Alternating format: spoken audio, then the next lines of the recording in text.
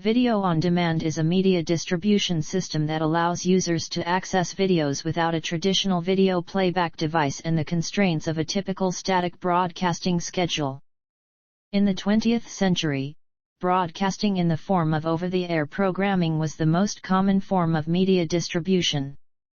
As Internet and IPTV technologies continued to develop in the 1990s, consumers began to gravitate towards non-traditional modes of content consumption, which culminated in the arrival of VOD on televisions and personal computers. Unlike broadcast television, VOD systems initially required each user to have an internet connection with considerable bandwidth to access each system's content. In 2000, the Fraunhofer Institute IIS developed the JPEG 2000 codec, which enabled the distribution of movies via digital cinema packages. This technology has since expanded its services from feature film productions to include broadcast television programs and has led to lower bandwidth requirements for VOD applications. Disney, Paramount, Sony, Universal, and Warner Bros. Subsequently launched the Digital Cinema Initiative in 2002. Television VOD systems can stream content, either through a traditional set-top box or through remote devices such as computers, tablets, and smartphones. VOD users can permanently download content to a device such as a computer, digital video recorder, or a portable media player for continued viewing. The majority of cable and telephone company-based television providers offer VOD streaming, whereby a user selects a video program that begins to play immediately, or downloading to a DVR rented or purchased from the provider, or to a PC or to a portable device for deferred viewing. Streaming media has emerged as an increasingly popular medium of VOD provision. Desktop client applications such as the Apple iTunes online content store and smart TV apps such as Amazon Prime Video allow temporary rentals and purchases of video entertainment content. Other Internet-based VOD systems provide users with access to bundles of video entertainment content rather than individual movies and shows. The most common of these systems, Netflix, Hulu, Disney+, Peacock, HBO Max and Paramount+, use a subscription model that requires users to pay a monthly fee for access to a selection of movies, television shows, and original series. In contrast, YouTube, another Internet-based VOD system, uses an advertising-funded model in which users can access most of its video content free of cost but must pay a subscription fee for premium content. Some airlines offer VOD services as in-flight entertainment to passengers through video screens embedded in seats or externally provided portable media players. Functionality. Downloading and streaming VOD systems provide the user with all of the features of portable media players and DVD players. Some VOD systems store and stream programs from hard disk drives and use a memory buffer to allow the user to fast-forward and rewind videos. It is possible to put video servers on local area networks. These can provide rapid responses to users. Cable companies have rolled out their own versions of VOD services through apps, allowing television access wherever there is a device that is Internet capable. Cable media companies have combined VOD with live streaming services. The early 2020s launches of apps from cable companies are attempts to compete with subscription video on-demand services because they lack live news and sports content. Streaming video servers can serve a wide community via a WAN, but responsiveness may be reduced.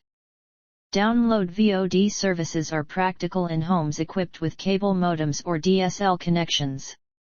Servers for traditional cable and telco VOD services are usually placed at the cable head end, serving a particular market, and cable hubs in larger markets. In the telco world, they are placed in either the central office or a newly created location called a video head-end office. History. VOD services first appeared in the early 1990s.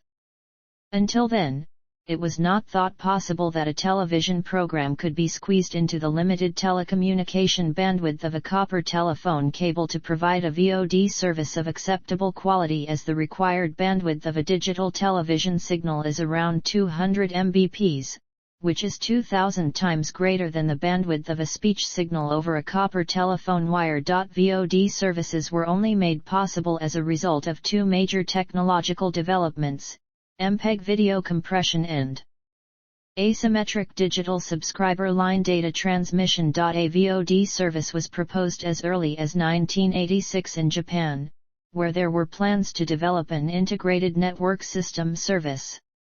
It was not possible, however, to practically implement such a VOD service until the adoption of DCT and ADSL technologies in the early 1990s. The first VOD systems used tapes as the real-time source of video streams. GTE started as a trial in 1990 with AT&T providing all components. By 1992, VOD servers were supplying previously encoded digital video from discs and DRAM. In the US, the 1982 antitrust breakup of AT&T resulted in several smaller telephone companies nicknamed Baby Bells. Following this, the Cable Communications Policy Act of 1984 prohibited telephone companies from providing video services within their operating regions. In 1993, the National Communication and Information Infrastructure was proposed and passed by the U.S. House and Senate, opening the way for the 7 Baby Bells: Ameritech, Bell Atlantic, Bell South, 9X, Pacific Telesis, Southwestern Bell, and US West to implement VOD systems. These companies and others began holding trials to set up systems for supplying video on demand over telephone and cable lines. In November 1992, Bell Atlantic announced a VOD trial. IBM was developing a video server codenamed Tiger Shark. Concurrently, Digital Equipment Corporation was developing a scalable video server configured from small to large for a range of video streams. Bell Atlantic selected IBM, and in April 1993 the system became the first VOD over ADSL to be deployed outside the lab, serving 50 video streams. In June 1993, US West filed for a patent to register a proprietary system consisting of the Digital Equipment Corporation Interactive Information Server, Scientific Atlanta providing the network, and 3DO as the set-top box with video streams and other information to be deployed to 2,500 homes. In 1994-95, US West filed for a patent concerning the provision of VOD in several cities: 330,000 subscribers in Denver, 290,000 in Minneapolis, and 140,000 in Portland. In early 1994, British Telecommunications introduced a trial VOD service in the United Kingdom. It used the DCT-based MPEG-1 and MPEG-2 video compression standards, along with ADSL technology. Many VOD trials were held with various combinations of server, network, and set-top box. Of these, the primary players in the US were the telephone companies using DIS, Microsoft, Oracle, IBM, Hewlett-Packard, USA Video, N-Cube, SGI, and other servers. The DIS server system was the most used in these trials. The DIS VOD server architecture used interactive gateways to set up video streams and other information for delivery from any of a large number of VAX servers, enabling it in 1993 to support more than 100,000 streams with full videocassette recorder-like functionality. In 1994, it upgraded to a DIS Alpha-based computer for its VOD servers, allowing it to support more than 1 million users. By 1994, the Oracle Scalable VOD system used massively parallel processors to support from 500 to 30,000 users. The SGI system supported 4,000 users. The servers connected to networks of increasing size to eventually support video stream delivery to entire cities. In the UK, from September 1994, a VOD service formed a major part of the Cambridge Digital Interactive Television trial. This provided video and data to 250 homes and several schools connected to the Cambridge cable network, later part of NTL, now Virgin Media. The MPEG-1 encoded video was streamed over an ATM network from an ICL media server to set-top boxes designed by Acorn Online Media. The trial commenced at a speed of 2 Mbit/s to the home, subsequently increased to 25 Mbit/s. The content was provided by the BBC and Anglia Television. Although a technical success, difficulty in sourcing content was a major issue and the project closed in 1996. In 1997, Enron Corporation had entered the broadband market, constructing and purchasing thousands of miles of fiber optic cables throughout the United States. In 2001, Enron and Blockbuster Incorporated attempted to create a 20-year deal to stream movies on demand over Enron's fiber optic network. The heavily promoted deal fell through, with Enron's share prices dropping following the announcement. In 1998, Kingston Communications became the first UK company to launch a fully commercial VOD service and the first to integrate broadcast television and Internet access through a single set-top box using IP delivery over ADSL. By 2001, Kingston Interactive TV had attracted 15,000 subscribers. After several trials, Home Choice followed in 1999 but was restricted to London. After attracting 40,000 customers, they were bought by Tiscali in 2006, which was, in turn, bought by TalkTalk in 2009.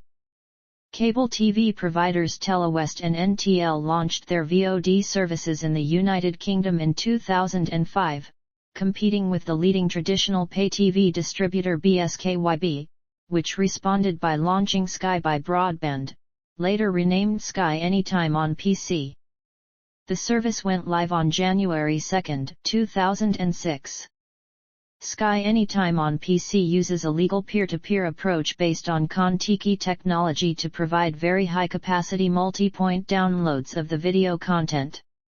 Instead of the video content all being downloaded from Sky's servers, the content comes from multiple users of the system who have already downloaded the content. Other UK television broadcasters implemented their own versions of the same technology, such as Channel 4's 40D, which was launched on November 16, 2006, and the BBC's iPlayer, which was launched on December 25, 2007. Another example of online video publishers using legal peer-to-peer technology is based on Giraffic technology, which was launched in early 2011. With large online VOD publishers such as US-based VO and UK-based Craze's online movies box movie rental service. The BBC, ITV, and Channel 4 plan to launch a joint platform provisionally called Kangaroo in 2008. This was abandoned in 2009 following complaints, which were investigated by the Competition Commission. In that same year, the assets of the now-defunct Kangaroo project were acquired by Archiva, who used the technology to launch the Seesaw service in February 2010. A year later, however, Seesaw was shut down due to a lack of funding. VOD services are now available in all parts of the United States, which has the highest global take-up rate of VOD. In 2010, 80% of American Internet users had watched video online, and 42% of mobile users who downloaded video preferred apps to a normal browser. Streaming VOD systems are available on desktop and mobile platforms from cable providers. They use the large downstream bandwidth present on their cable systems to deliver movies and television shows to end users. These viewers can typically pause, fast forward, and rewind VOD movies due to the low latency and random access nature of cable technology. The large distribution of a single signal makes streaming VOD impractical for most satellite television systems. Both EchoStar/Dish Network and DirecTV offer VOD programming to PVR-owning subscribers of their satellite TV service. In Demand is a cable VOD service that also offers pay-per-view. Once the programs have been downloaded onto a user's PVR, he or she can watch, play, pause, and seek at their convenience. VOD is also common in expensive hotels. According to the European Audiovisual Observatory, 142 paying VOD services were operational in Europe at the end of 2006. The number increased to 650 by 2009.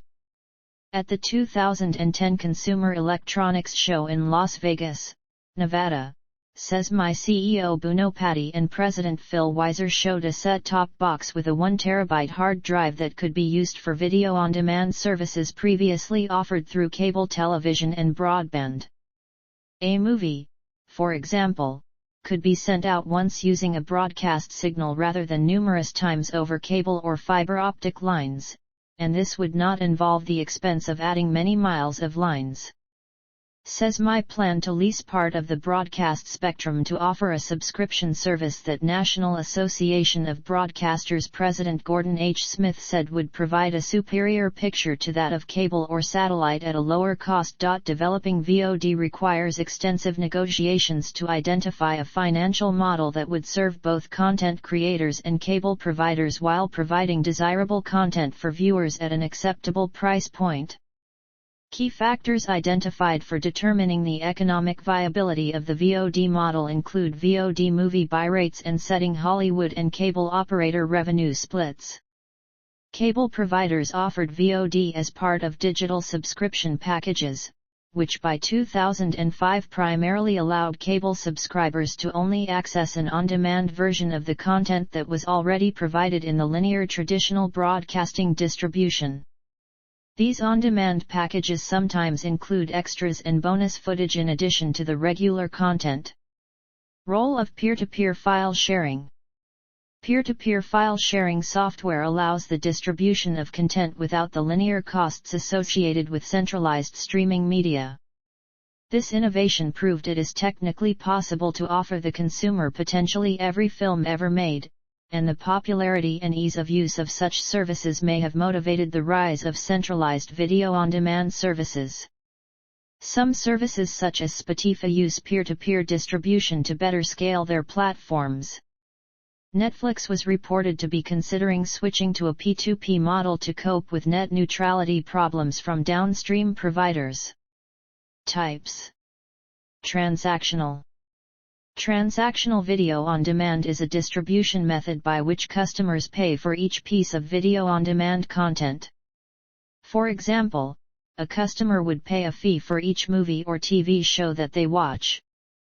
TVOD has two subcategories: electronic sell-through, by which customers can permanently access a piece of content once purchased via the Internet, and download to rent, by which customers can access the content for a limited time upon renting. Examples of TVOD services include the Apple iTunes Store and the Google Play Store, as well as VOD rental services offered through multi-channel television providers. Premium. Premium Video on Demand is a version of TVOD which allows customers to access video on demand content several weeks or months earlier than their customary TVOD or home video availability. Often feature films made available alongside, or in place of, a traditional release in movie theaters but at a much higher price point. A version of the model was tested in 2011 by American satellite TV provider DirecTV under the brand name Home Premiere, which allowed viewers to rent select films from major studios for $30 per rental as soon as 60 days after they debuted in cinemas, compared to 120 days for the regular TVOD window. This version only lasted a few months. PVOD made a return during the COVID-19 pandemic and the resulting global closures of cinemas. Certain films that had already been released, including The Invisible Man, were quickly also released on VOD platforms for a higher rental price than usual, while other films including Trolls World Tour were released simultaneously on PVOD and in theaters, or in some cases directly to PVOD only. In most cases, these PVOD releases are offered through most of the same platforms as traditional TVOD, but at a higher price point, typically about $20 for a 48-hour rental. This offering has again been branded as home premiere by some studios and platforms. Disney used the September 2020 release of the live-action remake of Mulan to launch a related model called Premier Access. This requires customers to pay a premium fee on top of a subscription to the Disney and streaming service, but they then retain access as long as they maintain their subscription. It has been reported that the pandemic has contributed to a transformation in movie distribution in favor of PVOD over traditional movie houses, as studios are able to realize 80% of revenue through PVOD versus 50% of traditional theater box office receipts. Theater owners including AMC and Cinemark, as well as suppliers including IMAX and National Cinemedia, all experienced significant drops in revenues during shutdowns related to COVID-19. Catch-up TV.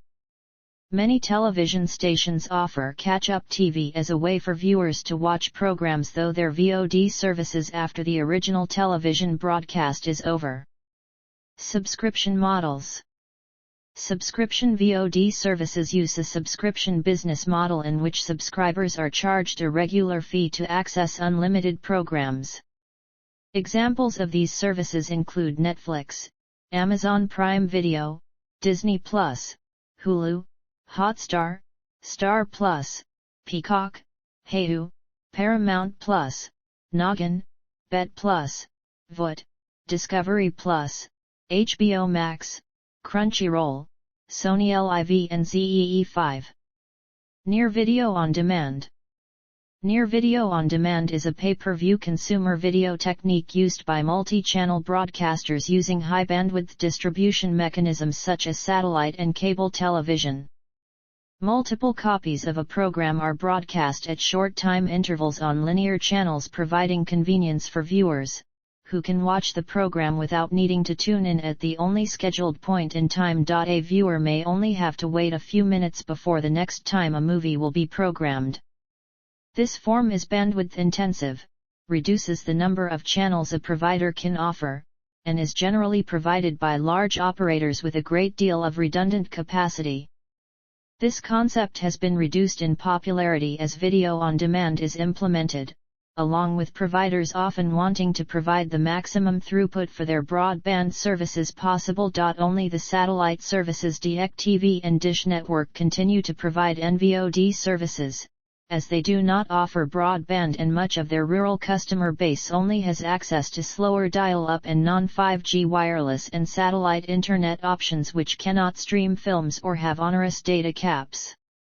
Before the rise of VOD, the cable pay-per-view provider In Demand provided up to 40 channels in 2002, with several films receiving 4 channels on a staggered schedule to provide the NVOD experience for viewers. As of 2018, most cable pay-per-view channels now number mainly 3-5, and are used mainly for live ring sports events, comedy specials, and concerts, though the latter two sources are declining due to streaming services offering much more lucrative performance contracts to performers, and several ring sports organizations now prefer direct marketing of their product via streaming services such as ESPN+, the WWE Network, and the apps of Fox Sports over pay TV providers, which require a portion of the profits they otherwise retain directly.